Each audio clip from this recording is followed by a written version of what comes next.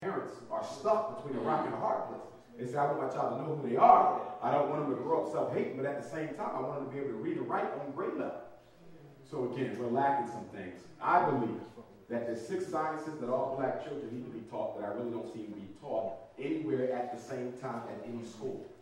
Okay? The Marcus Garvey School in California may be an exception. I haven't visited, but I do plan to visit on Friday, December 3rd. I'll be speaking in Los Angeles for the first time. Charles Drew University, which is our furthest western historically black college. Charles Drew, Friday, December 3rd, 5 o'clock. In case you have family over there in Watts at the Keck Lecture Hall, I'm going to try to make it a point to visit the Garvey School to see whether or not they actually represent a spectacle of hope when it comes to the education of our children. But what are these 6 sciences that black children need to be taught?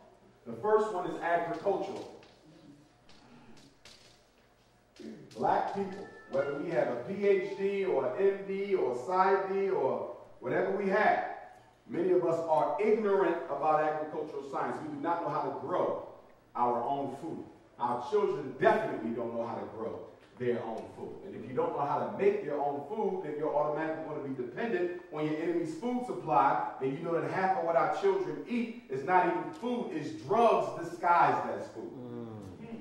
Such as table sugar, such as caffeine, and of course the #1 killer, high fructose corn syrup, okay, which is leading to a rapid and excessive, massive diagnosing of what I refer to as absence of daddy from the home disorder, ADHD. And why do I call it absence of daddy from the home disorder? Because 75% of black boys diagnosed with so-called attention deficit hyperactivity disorder don't have a male father figure in their life.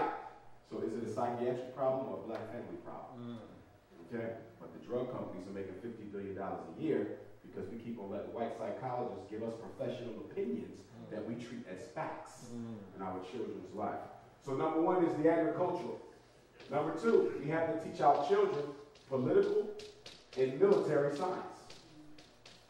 Political and military science. Now let me say, for the sake of clarity, that these 6 sciences are not in opposition to the basic core 4 subjects that children must be taught.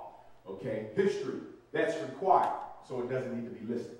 Math, reading, language arts, civics, those things are required, so I'm not listing them. These are the things that are not required that we are not including in our children's education. When we talk about political and military science, which are 2 sides of the same coin, and for those of you who study political science, I have a degree in it, but for those of you who study military science, you know that they're 2 aspects of the same thing.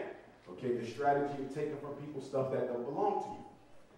And so our children need to understand what the Trilateral Commission is. They need to understand what the World Bank is. Yes. They need to understand how Africa can be the richest continent, okay, resource-wise, but the poorest financially. How does that happen? They need to understand how homosexuality is being used as the weapon of choice in the population control war. Okay? We have a very low political IQ in our community. Some of us have high historical IQs. We can regurgitate Kemet, we can regurgitate Ethiopia, we can regurgitate Nile Valley, we can regurgitate the Dogon, we can regurgitate this and regurgitate that. But we must understand, as my ancestor Frederick Douglass said, that history is only as good as we can make use of it in the present. And I think sometimes many of us have turned the study of history, culture, and Egyptology into the world's 5th largest religion. Your history and your culture is not supposed to become a form of escapism from your everyday problems. But many of us are using our history as a form of escapism from our everyday problems.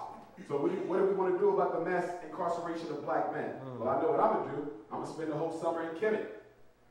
That ain't helping nobody. That's right. Nothing wrong with going to Kemet.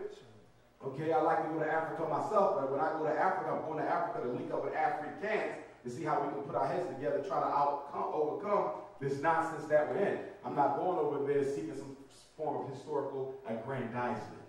And to that end, we also do a terrible job of holding our scholars, our intellectuals, responsible for the fact that they do absolutely nothing but write books, give speeches, get paid, and we call them revolutionaries. That is not a revolutionary, that is a capitalist. A revolutionary sacrifices. A capitalist exploits. Check yourself on who you consider to be a revolutionary.